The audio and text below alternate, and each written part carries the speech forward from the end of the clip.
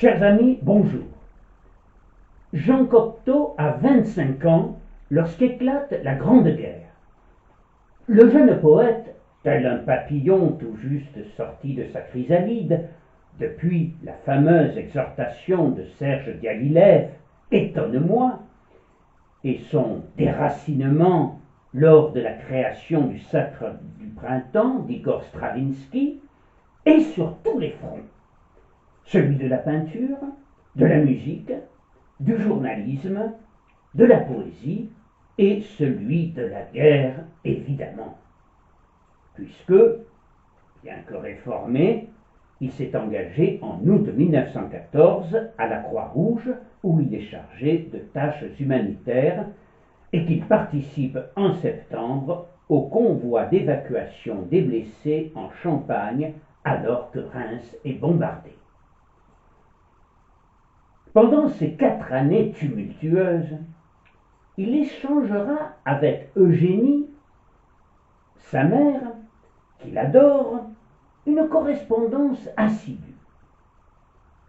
Ce sont quelques-unes de ces lettres de guerre, tour à tour émouvantes, cocasses, drôles ou pathétiques, que je vous propose d'écouter. Chante, Cocteau! Chante par la bouche ouverte de ta blessure.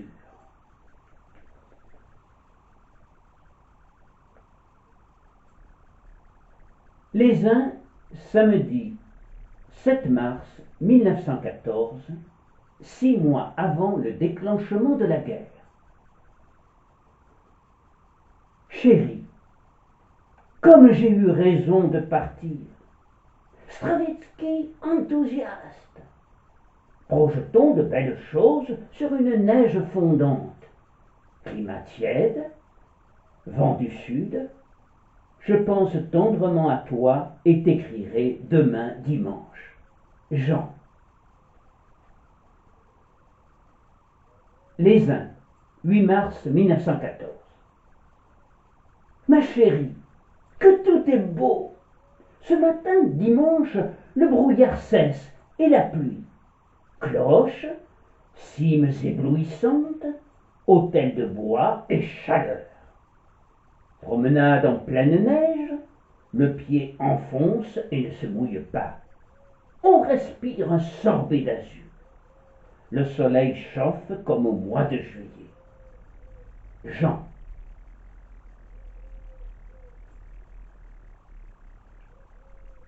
Les uns, 17 mars 1914. Chérie, journée exaltante. Stravinsky a joué quelque chose du David futur. Grimpade aux cimes des montagnes. On trouve la dernière neige sous quoi le printemps s'efforce. Le soir, mort de fatigue, on se couche à 9 heures. Mes lettres sont courtes. Le docteur m'a dit que j'étais plus jeune que sur ma caricature. T'embrasse, Jean.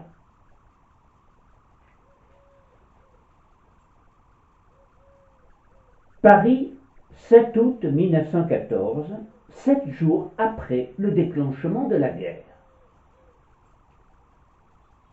Ma chérie, je n'ai plus une seconde de libre. On m'a donné de la Croix-Rouge dont je porte l'insigne. C'est le viatique pour ma bécane d'estafette. Demain, le gouvernement me charge des distributions de lait dans les gares. Je me résigne à ces besognes inertes, sachant qu'il faut attendre avec courage l'honneur d'un uniforme. Maman chérie, puisse des forces dans le spectacle des héroïsmes maternels. Je connais une dame dont les 3 fils sont à la frontière. Elle dirige un fourneau et n'accepte aucun éloge. Rien au monde, et pour l'avenir, ne peut me blesser plus que de ne pas partir avec les autres. Ah, mais je te jure que je ferai l'impossible pour avoir un service relativement calme. Je t'embrasse, Jean.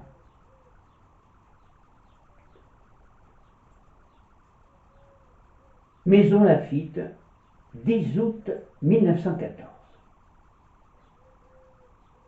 Chérie, chaque jour j'espère revenir. Avant-hier, on m'a dit qu'il n'y aurait pas de train. Je t'écris à tout hasard, même si je m'embarque ce soir après mon service.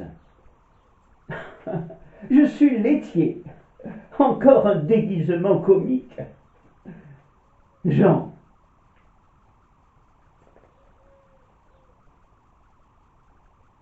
« 22 décembre 1915. Ma chérie, me voilà en pleine guerre. Ah, c'est très beau. On se réveille au canon. Dunes, paysage balnéaire, ciel bleu avec schnappel autour des aéroplanes. Boches et Français s'entretratent.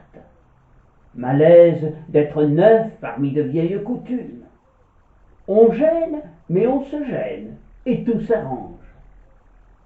Marins, zouaves, remplacent les baigneurs d'une plage ingrate mais belle grâce à l'escadre, à la mer, toujours surprenante. Bien loin d'Anjou, mais heureux d'être mêlé au jeu, comme dit Whitman. Rien ne me manque encore. Popote possible. Je te parlerai du reste quand j'aurai vu. Je t'embrasse. Jean, fusilier marin, service de secours Croix-Rouge, convoi numéro 2, secteur 131.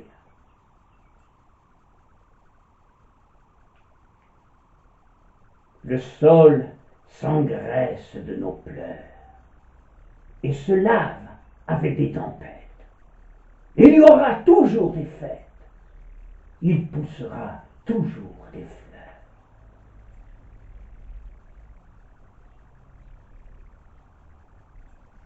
23 décembre 1915. Si froid aux mains que j'ai peine à écrire. Soleil, aéroplanes qui se posent sur la plage et repartent. Tout à l'heure, Dunkerque en auto pour course. Tu n'imagines pas l'étrange de ces stations balnéaires pleines de kaki, d'automitrailleuses, de musique militaire. À l'aube, j'ai joué au football avec les zouaves. Sauf l'onglet, je me porte bien. Raconte, raconte, raconte. Jean.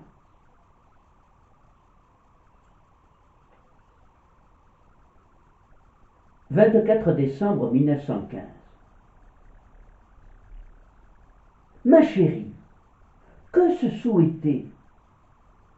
Tu te doutes de ma grande tristesse. Tristesse de n'être pas ensemble.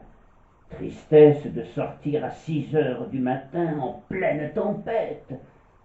Tristesse de ces troupes qui partent dans la boue. Tristesse de ces camarades étrangers, distants. Tristesse de tout ce cosmos au travail, de toute cette catastrophe domestique à laquelle on se soumet sans comprendre. Si Dieu me garde, je pense te revenir énorme et rouge. Dans mes bottes, il n'y aura que la boue. Je pose dans tes pantoufles ma tendresse profonde. Jean.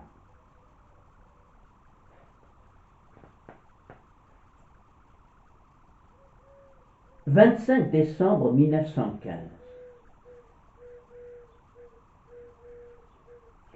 Ma chère maman, je vais te raconter en détail une nuit de Noël si grande, si étrange, que j'ai peine à y croire ce matin dans notre camping pluvieux. Montre ma lettre à qui m'aime et peut comprendre et voir plus loin que le style nègre fatigue. Je serais bien incapable de recommencer un récit que je n'ose aborder par crainte de littérature ou de confusion. De telles choses, on en parle, on les parle, on ne les note pas. Jamais plus je ne pourrai m'en souvenir sans être gonflé, rempli de ces larmes qui montent on ne sait pourquoi. Phrase d'un souverain à son peuple, citation à l'ordre du jour, toile de Cézanne, vers de Rimbaud, et toujours la phrase la plus quelconque, la citation la plus simple, la toile la moins académique, le vers d'apparence le moins significatif. À 8 heures, casqué, botté, caoutchouté, muni de ma musette et de ma lampe électrique, je grimpe sur mon ambulance et pars prendre ma garde. Hautes ténèbres, trous d'obus et ornières molles où l'on s'enlise si l'on ne prend pas garde. Relève et permissionnaire, petits groupes tristes qui sortent 3 jours de la taupinière et y retournent ensuite avec résignation, comme à un atelier, à la fabrique, au gagne-pain. Les Boches tirent des feux d'artifice pâles qui retombent derrière les dunes et découvrent nos positions. Le vent empêche d'entendre le tir des grosses pièces. La porte s'ouvre. On nous annonce un mort. Un caporal parti le matin et qui devait m'offrir des bagues. Pauvre être. Il repose dans la poussière, dans la première cave. On le fouille. On ne trouve sur lui que 40 bagues et la photo de Lady Dorothy, jeune Anglaise qui se déguise en zouave et visite les lignes. Il ira rejoindre ses copains dans le petit cimetière, juste contre notre villa. Après l'Ave Maria de Gounod, sifflé divinement par un de nos hommes, on se sépare. Les lieutenants me demandent si je désire les suivre à la messe. J'accepte en rêve. Je marche, somnambule. Ils peuvent bien m'emmener au bout du monde. Petite chapelle froide. 12 poilus. Pas de prêtre.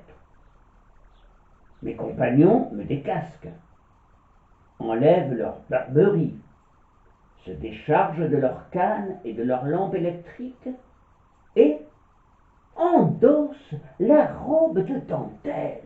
Oh, tu juges de mon étonnement et de mon respect. Tour à tour, l'un faisant communier l'autre, ils disent la messe. Jamais rien n'aurait pu me faire douter que ces jeunes hommes gais, aventureux, libres de propos et d'allure, étaient des prêtres. La messe dite, ils se métamorphosent, m'emmènent et me rendent leur étui à cigarette. C'est égal, s'écrie l'un d'eux, en me prenant cordialement sous le bras. Voilà une nuit de Noël inoubliable et bougrement réussie. Il avait raison, n'est-ce pas? Je t'embrasse. Jean.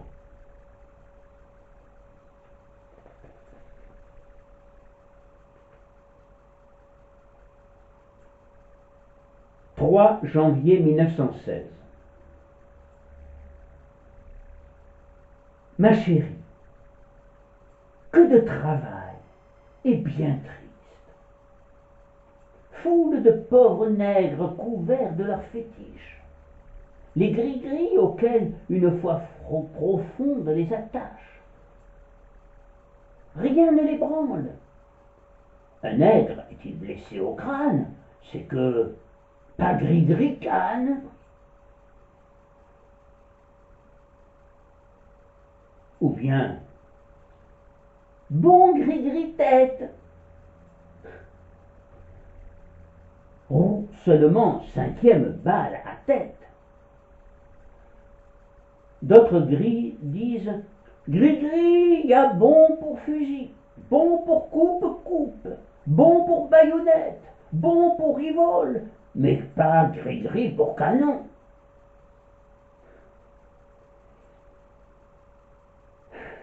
Ces gâteaux charmants qui sourient et découvrent des gencives mauves rebâchent un idiome petit nègre qui doit venir de nous. Ils l'apprennent de nous. Quand nous réveillerons-nous tous? Je t'embrasse, Jean.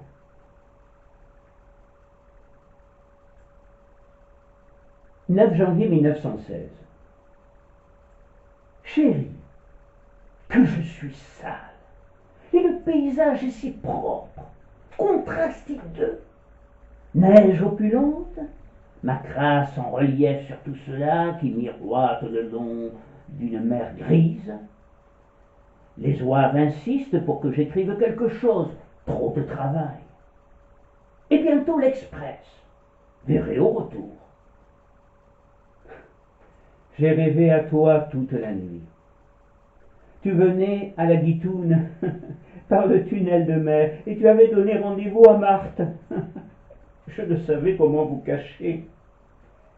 En réalité, c'était le médecin-chef qui me chatouillait le nez avec sa chéchise. Ton Jean.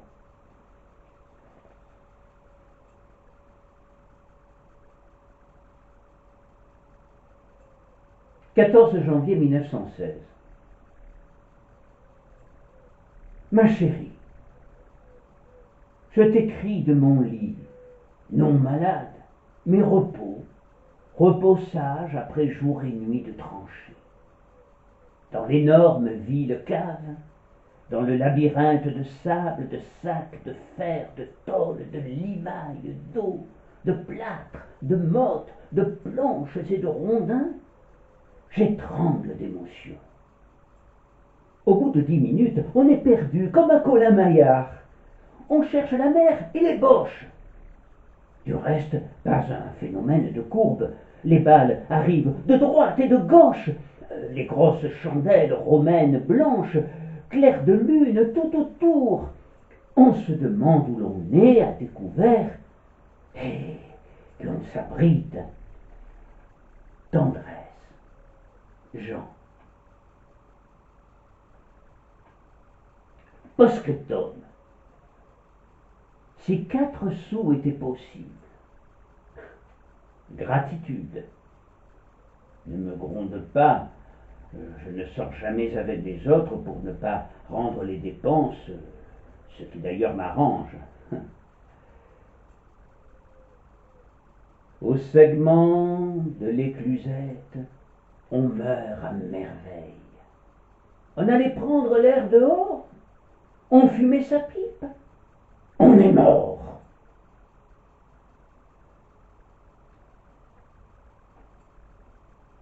« 19 janvier 1916.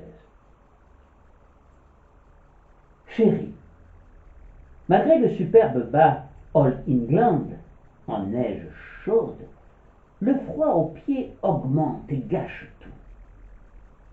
C'est du froid que je souffre le plus. Notre chambre de garde devient très bonie, car on pille les hôtels de Louis XIV. On résiste à l'atroce tentation de précipiter anges, nuages, bouquets et chapiteaux d'or dans la poêle vide et on accroche contre le mur où se succèdent nos profils en ombre chinoise.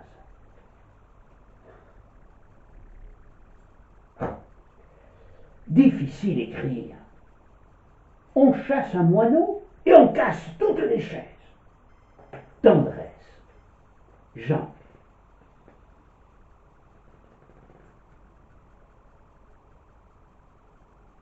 25 janvier 1916. Ma chérie, je rentre de nuit atroce, avec orteils foulés. Major commande chaise longue. Te voilà tranquille. Crève-cœur voir les autres partir au feu et d'être au poil chaussé de linge rhinocéros. Renonce à décrire le drame à mon couvert. Fatigue, tristesse. À demain. Jean.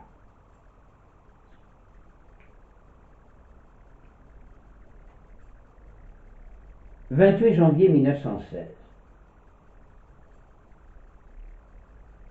Ma chère maman, le communiqué relate le drame.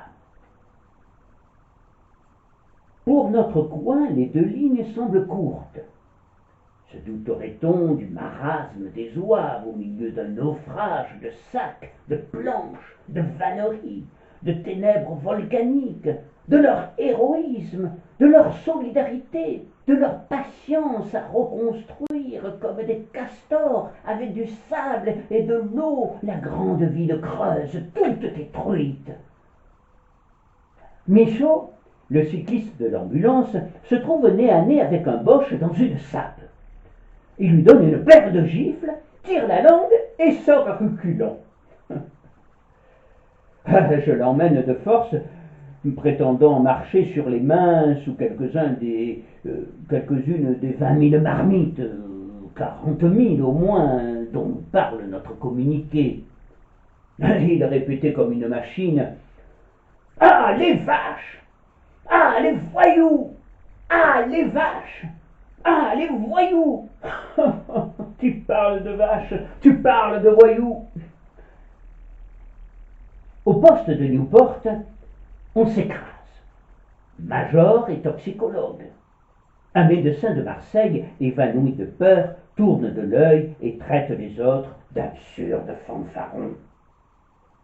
On l'enferme dans la cuisine où il gueule: « Nom de Dieu, je suis dans l'axe !» Des obus tombent, 2 par 2, sur les grosses pièces qui résistent.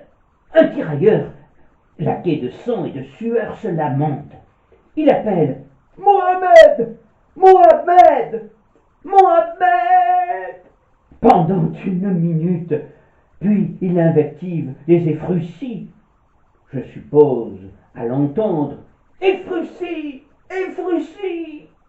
Après, il recommence. Le commandant Mendy se démène, dérange, transpire, se cogne. « Quelle aventure! Quelle aventure!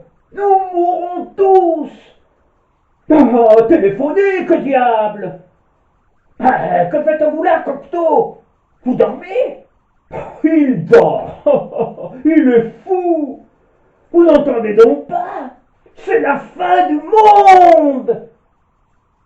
C'est la fin du monde! Téléphonez qu'on tire sur les grosses pièces! Allô? Allô? C'est la fin du monde! Allô? Allô? Quoi? Le pont? Mais alors, ils arrivent! Ils rentrent! Quoi? Quoi? Un tir de barrage? Les misérables! Ils m'ont brûlé un bateau et 2 la tour! Mettez vos masques! Mettez tous vos masques! Être calme! Vous en avez le bon, vous! Je voudrais vous y voir! Allô? Ah! C'est vrai! Vous y êtes! Quelle chaleur! Etc. Etc. Éternel mélange shakespearien du rire et des larmes. J'ai les pieds à l'eau. Un zouave qui murmure, accompagné de ce monologue bouffon: « Ça m'est égal d'être aveugle, parce que je les ai vus foudre le camp. » Les civières arrivent en caravane. On pique au sérum, On pense. Les automobiles ronflent. Les éclats d'obus sifflent et crépitent contre le mur. On entend la plainte du tirailleur et celle plus lointaine du major. Les coups de feu, pareils à des piles de planches qui dégringolent. Les marmites, chaudes. Les réponses qui arrachent les ténèbres et bondissent avec un tumulte de locomotives. On apporte un homme qui étouffe. On l'a découvert enterré vif dans la petite sape qui mène à la cuvette d'écoute où j'étais l'autre jour. C'est un cortège ininterrompu de martyrs.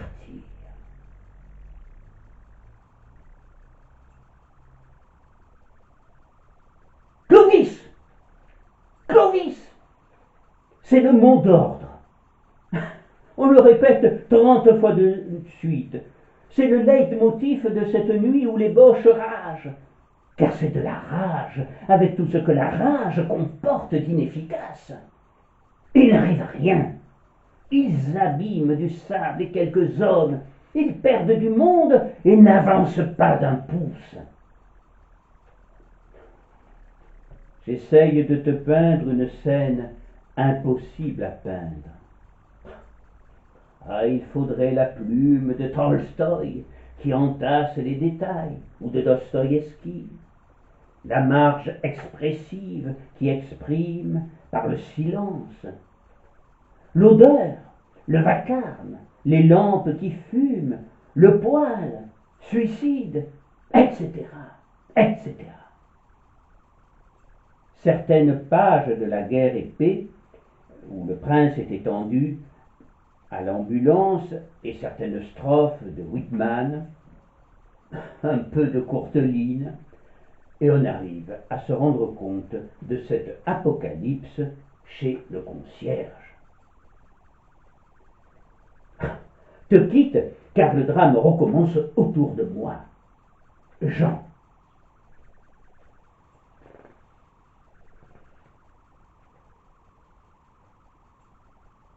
Paris, 30 janvier 1916.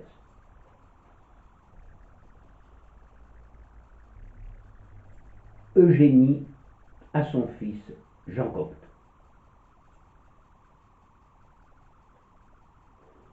Mon bien cher chéri, je te sais souffrant, mais en sécurité, et après des heures d'angoisse, on se contente de se pis-aller avec plaisir. Ta lettre dit tout ce qui n'est pas besoin de plus pour comprendre l'horreur des journées, des nuits au front. Nous aussi, nous avons eu nos détonations hier soir à 10h10. Ah, tu connais la scène. Pompier, genre carabinier d'Offenbach, saut au lit où je m'étais mise de bonne heure, meeting avec mes valets, balcon, nuit sereine, projecteur, grand calme à quelques centaines de mètres de la terrible catastrophe, genre Londres lorsque j'y étais en septembre. À minuit, recouchage, à 1h, berloque, silence profond et ironique. Les journaux nous taisent que c'est à Montmartre, je ne sais pourquoi.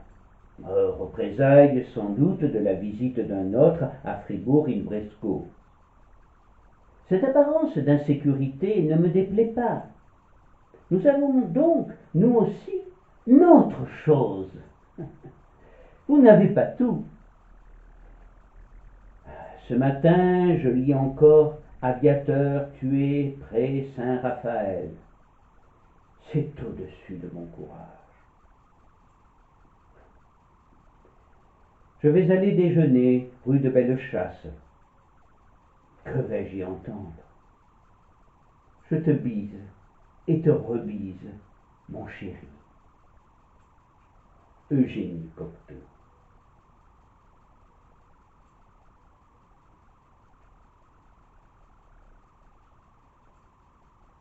2 février 1916. Ma chérie, froid mortel, beau paysage triste d'un Maroc glacial et au sable bourré de canons. Partout, la neige est le décor. Il faut un bon œil pour se rendre compte qu'il n'est plus question de vacances, de bains de mer, etc. Un obus a traversé notre ville de garde. Il a troué 4 murs sans explosion. Premier miracle. Imagines-tu la famille Beulemans, écrite par Shakespeare, ce vaudeville d'Apocalypse? Si tu me voyais en casque, je t'embrasse, Jean.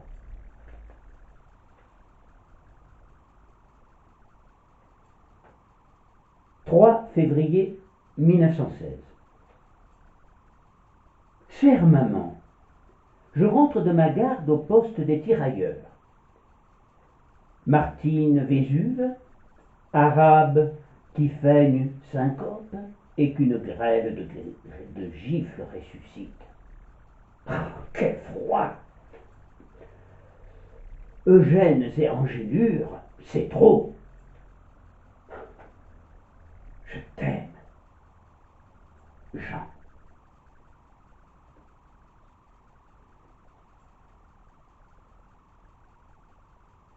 4 février 1916. Ma chérie, regrette gramophone. On se groupe autour du poêle où un froid de neige oblige les pires antipodes à se réunir. Et on gèle sous les pyramides de couverture, on se roule par terre dans les loques. Le matin, on enjambe les cadavres de dormeurs. On sort, on monte sur les sacs, on regarde la mer, les écumes, les mouettes, les yachts, les asiatiques. Newport, de plus en plus détruite. C'est Herculanum. Les tours s'écroulent. Les maisons se jettent les unes contre les autres. La foudre arrive du ciel et crève le sol. Pauvre ville. Seul le cimetière des marins reste intact. C'est une chaloupe, une frégate, un brick sur le déluge. Les obus respectent son équipage étrange, ces tombes qui se pressent comme des hamacs. Je t'embrasse. Cocteau, 4e soir.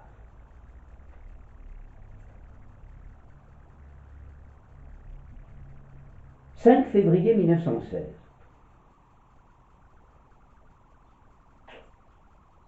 Ce baiser t'arrive par le ciel. Un farman l'emporte à tire d'aile. Jean.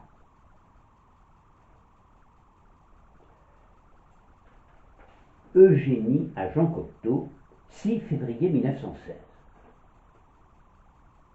Cher petit, c'est à peine croyable, ce baiser au bout du ciel qui m'est arrivé hier vers midi, apportant avec de l'azur du réconfort à ma pauvre loque.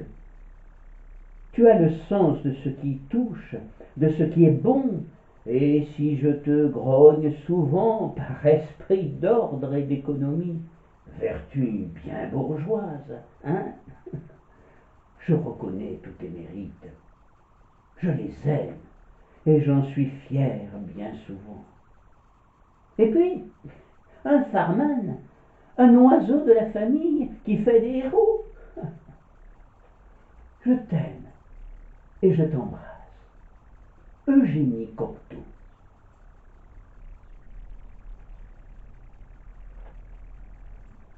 Coxide, 6 février 1916. Je t'écris couché. Le major m'ordonne la chambre à cause plaie en surface du furoncle qui se cicatrise et se déchire dès que je bouge.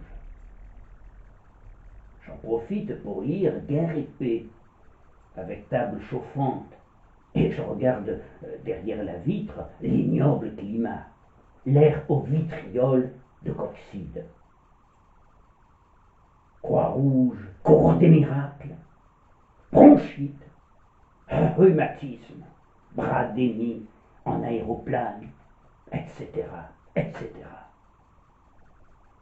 Heureusement, le calme règne dans la ville creuse et nous n'évacuons rien, sinon des hommes exténués, luxés par le transport des rondins. On imagine à peine le travail que les bonhommes, c'est ainsi et non poilus que les soldats s'appellent au front, fournissent en dehors des gardes. La ville creuse, détruite et refaite sans cesse, motive un énorme va-et-vient de corvées, une foule muette de déménageurs, de maçons, de charpentiers, d'ébénistes qui piochent, liment, labourent, échafaudent, déblais, tombent en route ayant une grosse poutre sur l'épaule. Bien souvent, à 4 heures du matin, dans l'ombre, assis sur des sacs au bord du fleuve, j'ai contemplé ces théories, ces traînées, ces groupes de fantômes qui bâtissent sur le sable et sur l'eau.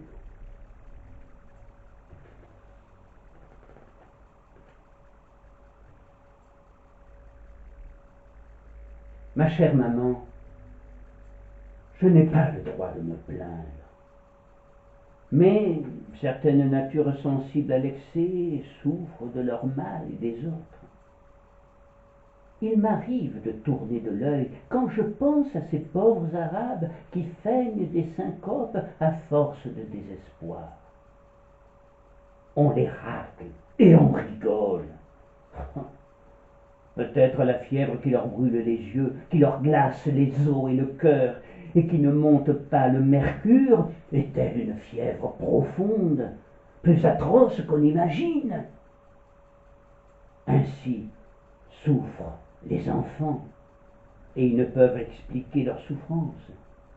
On les gifle, et ils se pelotonnent farouchement autour d'eux-mêmes. Sur les chemins, sous les tunnels qui conduisent à la ville creuse, il y a la fatigue, des crachats, des couronnes d'épines. J'ai vu le Christ. Il avait une petite barbe blonde, une charge folle de poutres. Il reprenait son souffle sur un genou. Un jour, j'ai essayé de faire une marche avec mes camarades du 4e. J'avais honte de nos automobiles. Je n'ai pas pu. J'ai fini sur une mule et je ne portais qu'une sacoche.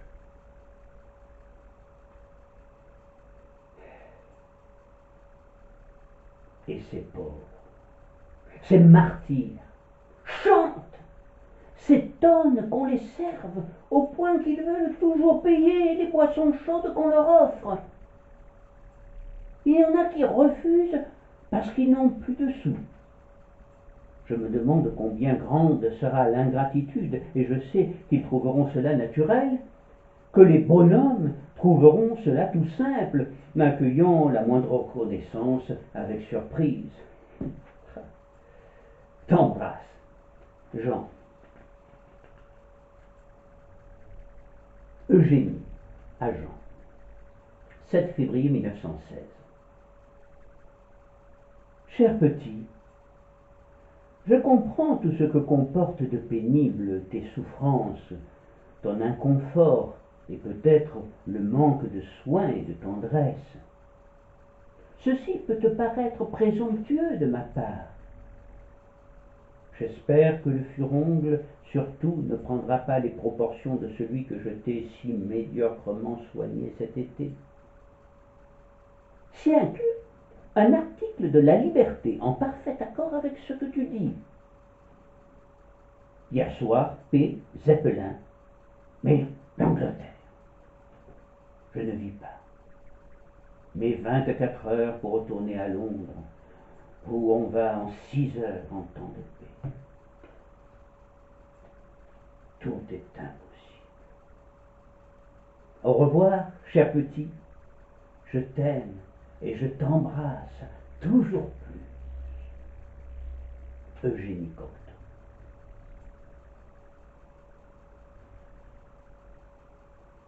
Dimanche 7 février 1916.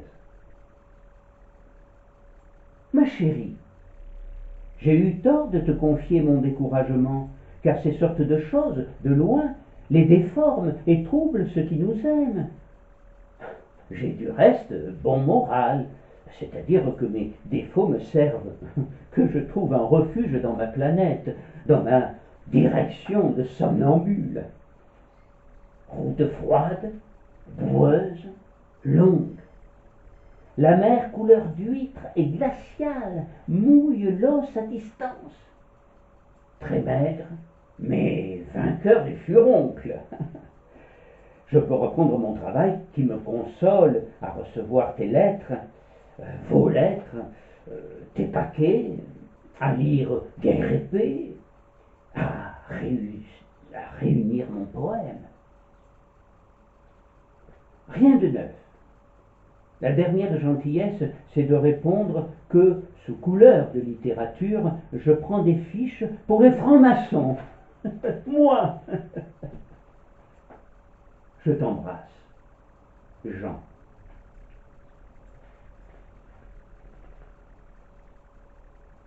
Eugénie à Jean, 14 février 1916. Ma chérie, j'arrive de la ville étrange. On couche dans un abri de fer, de sable, de plâtre et de béton. Lampe acétylène, paille, on écoute dans la demi-ténèbre le sommeil envahir chacun à sa manière. Celui qui ronfle, celui qui râle, celui qui soupire, celui qui se retourne, celui qui parle. Tâche de me dénicher un sac de couchage bien chaud, car j'ai souvent si froid dans la paille humide que je renonce, me lève et marche comme le roi Lear sous la neige.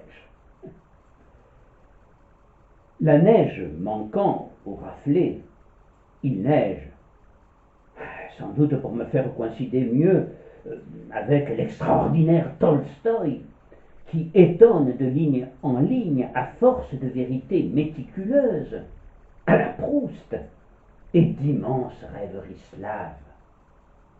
On croirait qu'il a été arbre, Bonaparte, cheval, petite fille. Neige et cyclone, ce Mistral du Nord arrache la capote des voitures et empêche d'entendre les obus. On se groupe contre le poêle. Je pense avec amertume combien cette misère serait douce de connivence. Ici, le bon or n'a pas cours. On refuse au prodigue. On le traite volontiers de faux monnayeur, et comme il a tout de même l'air de porter une charge lourde, on le prend pour un âne. Je t'embrasse, Jean.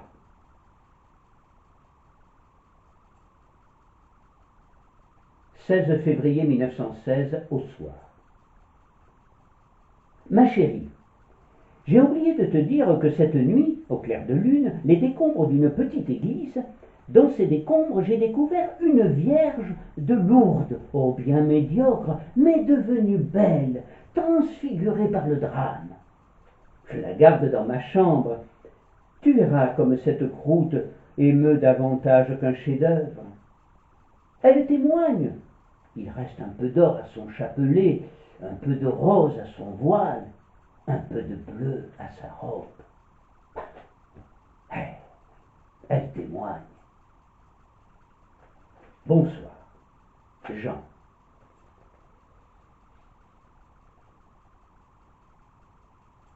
18 février. Eugénie à Jean. Cher petit, Dieu est bon. J'étais en peine de tes lettres depuis 3 jours lorsque, en rentrant de la messe tout à l'heure, Léonie m'a tendu les 3 enveloppes bulles que je connais si bien et qui me donnent chaud au cœur quand je les déchire pour te trouver dedans. et tu me parles de la Sainte Vierge, et tu en as une avec toi que tu me destines, et elle te protégera. Je le lui demande tant. Prie-la, matin et soir. Je suis courageuse. Je veux l'être, mais tout de même les cœurs sont à rude épreuve, et c'est juste. Il faut qu'au milieu de nos aides, nous souffrions un peu de ce que les autres souffrent tant, et tant là-bas, là où tu es, partout où ils sont. Je t'embrasse, cher petit. Eugénie Cocteau.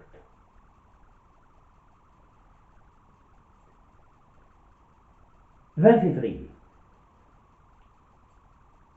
Ma chérie, je t'écris encore couché ce matin, avec rhume, rayon, gorge, etc. Cyclone, la maison bouge, les tranchées doivent se remplir de sable, un sable qui aveugle et rentre partout. Fais-moi envoyer le numéro de la République française, journal de Jules Roche. Ma porte vient de se casser en deux. Je te quitte en hâte. Jean.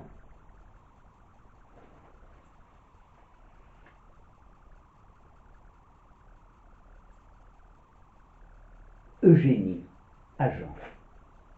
22 février. Impossible de trouver République française dans les kiosques, et cependant elle est publiée. J'en trouve des extraits dans les journaux. Je vais tâcher de dénicher sa demeure. J'ai commandé à Martin les revues Jacques.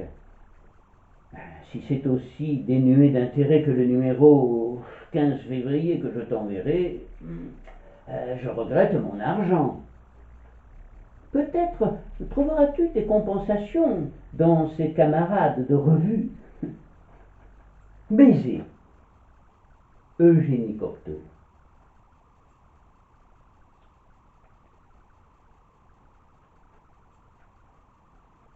Newport-les-Bains, 27 février 1916. Ma chérie, je t'écris du poste des Zouaves. Tout notre monde dort malgré le canon qui n'arrête pas à 50 mètres et les boches qui répondent.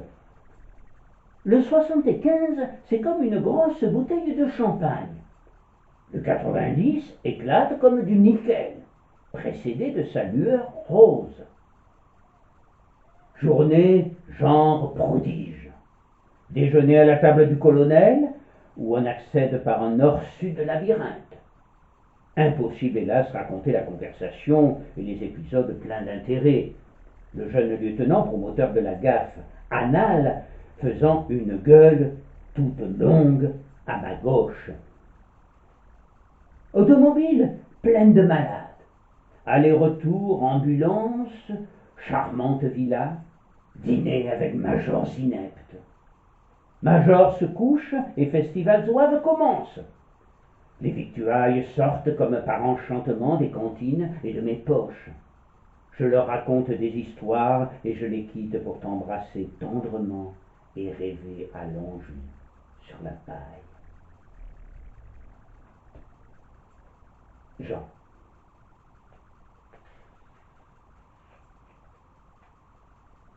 « 28 février 1916. Revenu, je mange tes bonnes lettres si amusantes. Trouve Princesse Marie, peu Princesse Marie, de guerre épée. Le souvenir de la maison des morts est une esquisse énorme, sublime, avec des reprises, des fautes, des coins poussés jusqu'au chef-d'œuvre. Tolstoï étonne à force d'être plus vrai à chaque page. Dostoïevski bouleverse par la marge, par la réserve, par ce qui reste libre dans la toile robuste.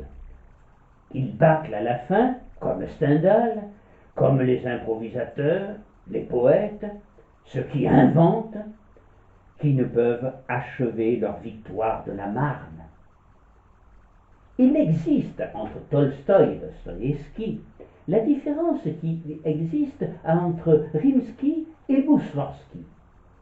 L'un accumule, fignole, miroite, l'autre supprime, chante dans la nuit, t'embrasse et me couche. Jean.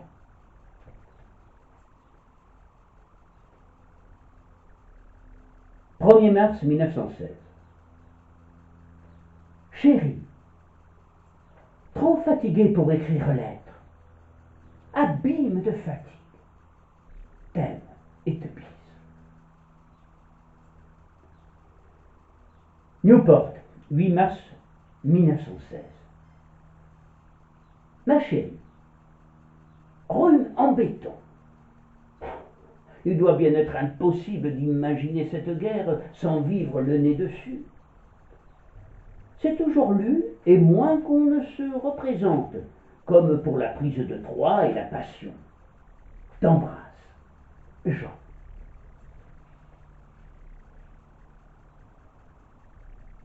10 mai 1916. Chérie, froid mortel. Paraît-il, les caves sont plus pénibles quand il fait chaud parce que ce sont de bonnes caves qui gardent la fraîcheur et abritent les rats contre le soleil. Silence canon, sorte de paix qui cache sans doute un orage. Les hommes bleus qui arrivent de Verdun s'étonnent et s'effrayent de ce silence anormal. Je souhaite que les hommes jaunes reviennent.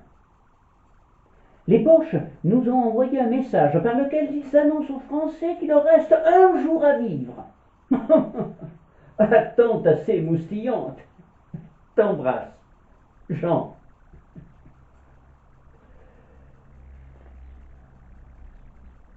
13 mai 1916. Ma chérie, le secteur devient de plus en plus cordial, ce qui est agréable puisque la guerre semble achevée. À 4 heures, on boucle canons et casemates, on ferme boutique. Demandant aux cuisiniers très pieux, les chefs de palace régime Vichy, pourquoi ils mettaient tant de poivre rouge dans la soupe, c'est, répondit-il, la soupe que je faisais dans les maisons de nuit. Bombe de Taube, hélas, rappel catastrophe. Jean. 15 mai 1916. Chérie, rebaptême du feu. On s'accoutume à croire qu'il n'y a plus de Boches. On allume briquet cadeau et il vous arrive une dégelée de balles sournoises. Perdu, fermeture, briquet. Recherche tâton, terre glaise. Retrouve fermeture. Course et chute suivies par grosses fusées éclairantes. Le silence du secteur est terrible. Sorte d'élan accroupi, d'œil de fauve, d'attente de l'obus que l'obus seul soulage. Les troupes n'écoutent pas notre conseil de vieux 131. Les hommes prennent des habitudes de témérité, de confiance, car rien ne fait école et ils oublient dans une trêve factice que Verdun était trop calme jadis. Écris, je t'embrasse, Jean.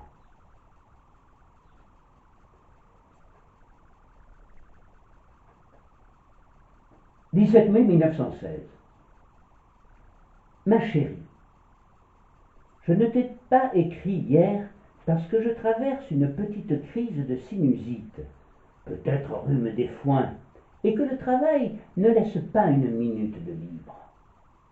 Les hommes, croyant le secteur calme, commettent des imprudences malgré nos conseils et reçoivent des balles où il est stupide et impossible d'en recevoir. On assiste sur la route au lever du soleil. Le soleil console, mais précise le tire-bouche. Ce matin, qui ressemble à un dimanche, il bombarde des pièces de marmite anglaise à quelques mètres de nous. C'est un vacarme qui gâte la première chaleur et le sommeil dans le sable. Impossible d'écrire campagne verte près des lignes, contre les lignes. Ferme avec famille, vaches, poules, grosse touffe de narcisses, grange détruite. Pris photo très curieuse de ce paradoxe presque paradou à 5 heures du matin. Le réveil des bêtes qui n'entendent plus de 240 et ne redoutent que la foudre. T'embrasse. L'embrasse. Jean.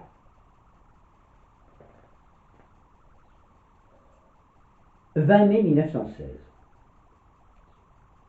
Ma chérie, bien fatiguée par le manque de sommeil. L'imprudence du 10e nous empêche de dormir. Il serait si simple de prendre garde. Je passe sans cesse où ils écopent et je m'arrange pour qu'il ne m'en arrive rien. Hier, grosse canonnade. 75 qui a arraché le ciel. Bombes, torpilles et mitrailleuses. Le vacarme recommence demain. Alternative de cafard et de très bonne humeur. Je t'aime et t'embrasse, Jean.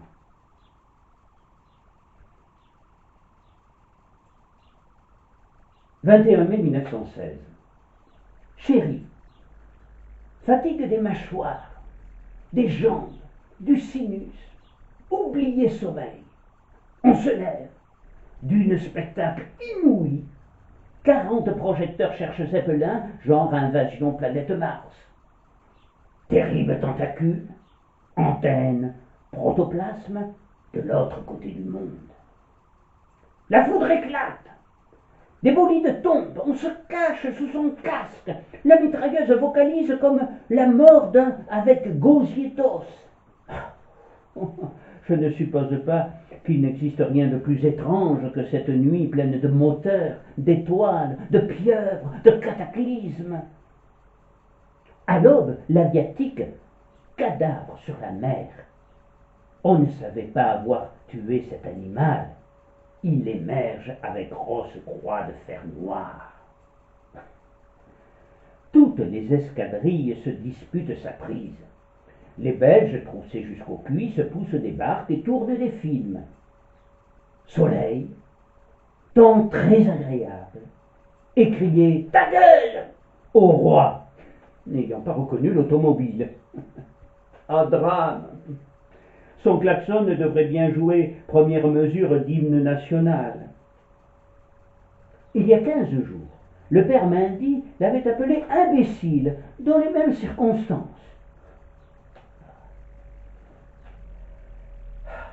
Te quitte, ivre de fatigue. Excuse-moi auprès des amis, trop à faire pour écrire. Jean.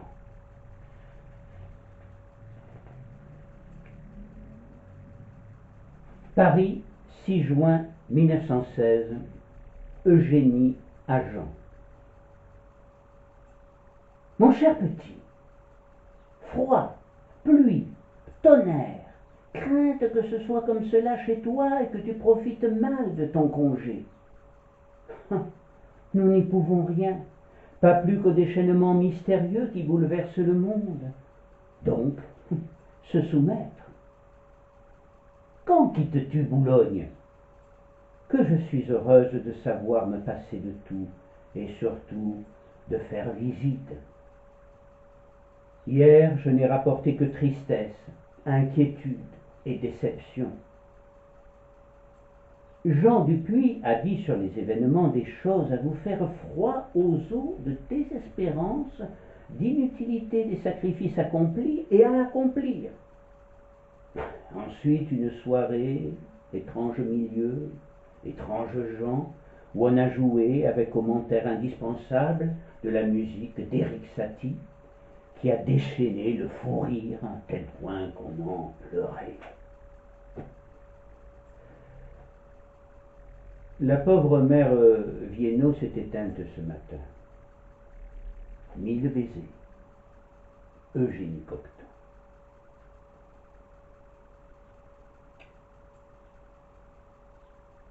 « 16 juin 1916.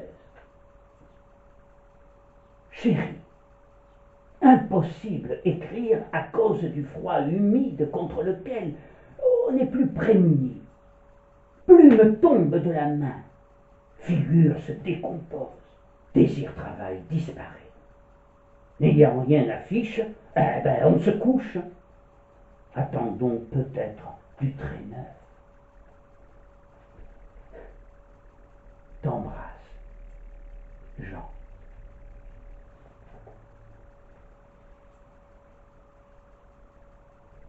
Coxyde, 22 juin 1916. Chérie, excuse-moi de t'écrire si bref cette semaine, mais je perche. Rare que je rentre chez nous. Les fusillés me dorlotent et me laissent jamais seul. Comme leur poste est loin du nôtre, je me mobilise le matin et rentre le soir. Espère vite nouvelle. Jean.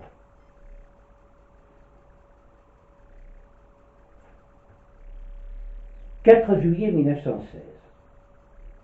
Partons demain matin vers 6 heures. Je partirai couvert de roses, de beurre, de cidre, de fromage délicieux. M'habituer à vivre réveillé par la poule et endormi par l'édredon. Je t'aime. Jean. »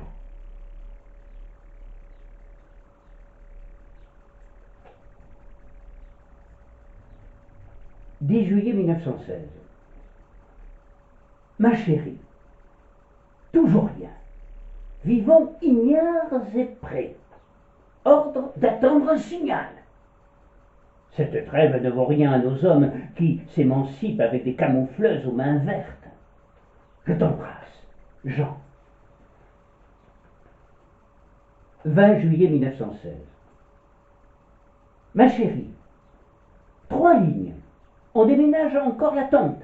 Ne t'inquiète pas, sommes en place et le front bouge, donc feu s'éloigne. Hélas, préfère service au but à service autobus. Morne ticket, 200 transports par jour. Imagine énorme explosion des chrysanthèmes. 35 hommes et nous sur îlot de désordre et d'herbe. N'ai aucune lettre. Essaye d'écrire 2 lettres ensemble. Verrons. Tendre cœur. Jean.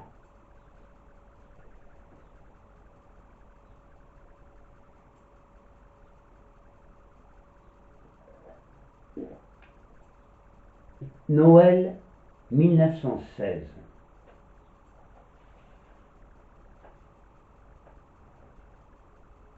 Ne te chagrine pas si je change de route et si je n'aime plus des choses que j'aimais, car la grande voix que j'écoute ne se trompe jamais.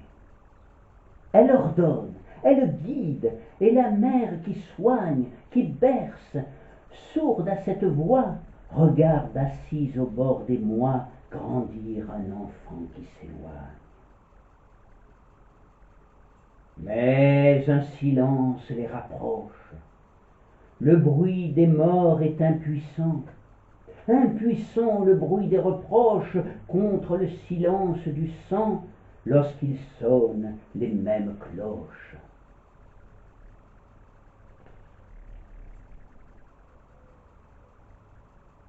Voici une crèche de guerre où l'enfant Jésus est tout seul, parce que les rois se combattent, et Marie soigne à l'hôpital, et Joseph garde une voix, et on a mangé le bœuf et l'âne, trotte avec sa mitrailleuse entre les tirailleurs, et l'étoile fait des signaux, et tous les bergers sont morts sous la terre.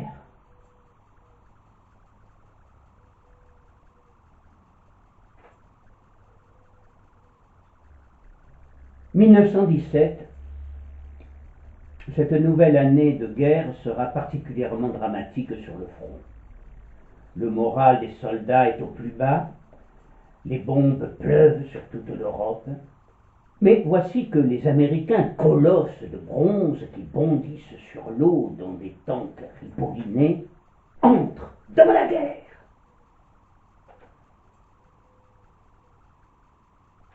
« 1918, Grasse, 30 janvier. Ma chérie, bombe sur Londres m'inquiète. Écris-moi, Jean. Tes lettres m'arrivent très irrégulièrement. Grasse, 1er février. Chérie, j'ai eu bien de l'inquiétude malgré que je sache notre quartier un peu central pour les bombes. Ici, les premières touffes de narcisses qui sentent l'abricot enragé, les œillets et les jacinthes. On te regrette chaque jour. Les journées, ayant la même forme, passent sans qu'on le sente, et on se demande si les mesures prises à Versailles ne cachent pas du neuf, la crainte d'une autre arrivée moins céleste. Quel cauchemar! Tendresse. Jean.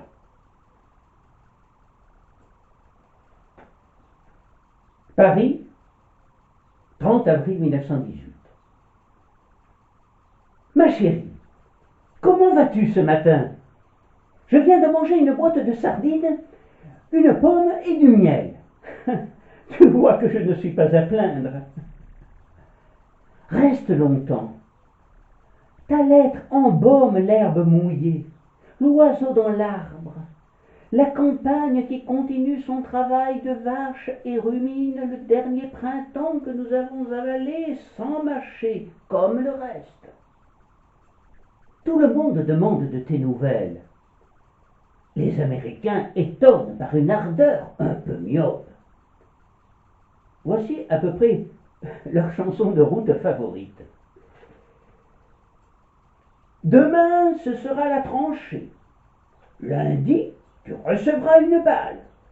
Mardi, tu iras à l'hôpital. Mercredi, tu seras soigné. Jeudi, tu penseras à la guerre.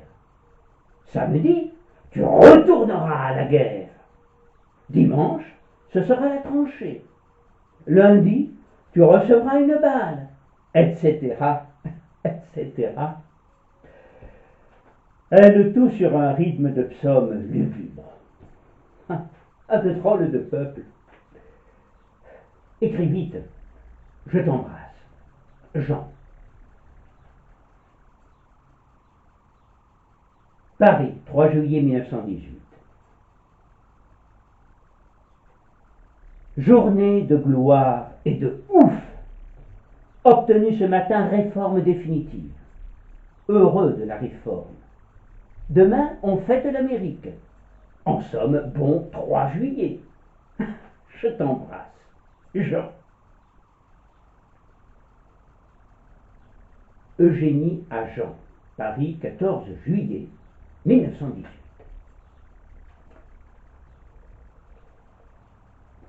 Jean. Ma bonne chérie, chaleur énorme. Quelques obus éclosent spontanément. L'herbe et les roses embaument ma chambre. Je vais m'entendre avec les Picasso pour partir. Le docteur me lâche fin du mois. Joie de t'embrasser, de tâcher d'engraisser et de noircir. Mais trouvez-moi une chose de bien et certaine. Tendresse à la ronde. Ton vieux, Jean.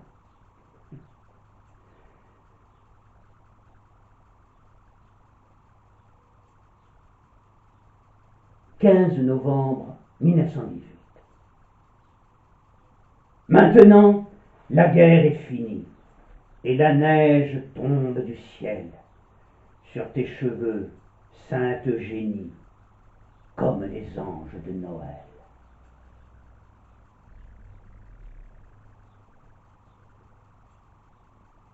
« 15 décembre 1918. Ma chère maman, je t'aime certainement plus que tout le reste. La reconnaissance n'entre en rien dans cet amour. Mais comme depuis quelques années, tu ne me montres les sentiments que tu as pour moi, j'en suis certain, puisque pour toi, donner de l'argent en est une preuve suffisante, je ne suis pas heureux ici. Je vais essayer de me rendre libre. Le cap parut et les quelques-uns qu'il fallait attendre atteints, les quelques-uns. Je serai moins compromis dans le trafic. Je t'embrasse respectueusement et tendrement. Jean.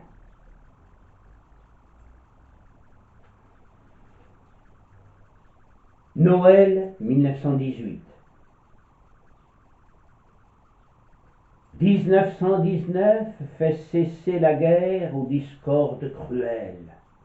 Un de tes fils ferme ses ailes et l'autre les sent repousser. Un de tes fils ferme ses ailes et l'autre les sent repousser.